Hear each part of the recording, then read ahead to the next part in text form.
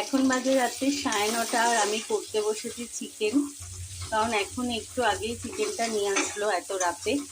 আর এদিকে হচ্ছে চিকেনটা হালকা করে ভেজে রেখেছি, এখানে আদা রসুন পেস্ট করে রেখেছি, আর এখানে পেঁয়াজ টমেটো আর আলুটা ভেজে নিচ্ছি। তারপর মশলাটা দেবো, দিয়ে চিকেনগুলো দিয়ে কষাবো।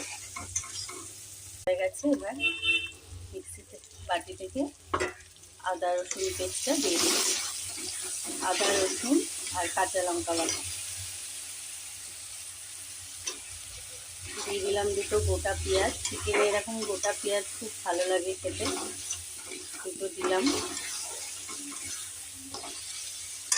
মশলাটা এবার কষাবো, এর মধ্যে একটু দিয়ে দেবো হলুদ, আর লবণটা আমি পেঁয়াজ ভাজার সময়ই দিয়ে দিয়েছি। আর একটু দেবো কাশ্মীরি লঙ্কার গুঁড়ো, একটু দিলাম কাশ্মীরি লঙ্কার গুঁড়ো,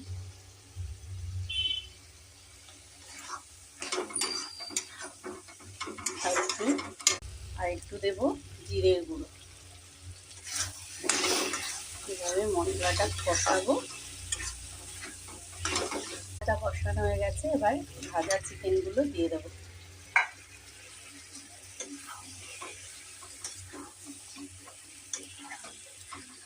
এবার এটা অনেকক্ষণ ধরে কষাতে হবে, ঢাকা দিয়ে দিয়ে কষাবো। যেভাবে তোমরা করো, আমি এভাবে করি, সবাই মোটামুটি এভাবেই করে। এভাবে অনেকক্ষণ ধরে কষাবো। চিকেনটা আমার কষানো হয়ে গেছে, এবার এর মধ্যে দেবো একটু গরম জল।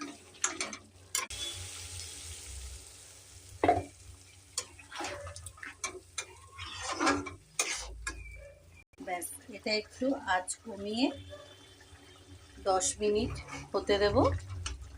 এবার মোটামুটি আমার চিকেনের ঝোল রেডি হয়ে যাবে। ব্যাস রেডি আমার চিকেনের ঝোল। এবার উপর থেকে দিয়ে দেবো একটু গরম মশলা।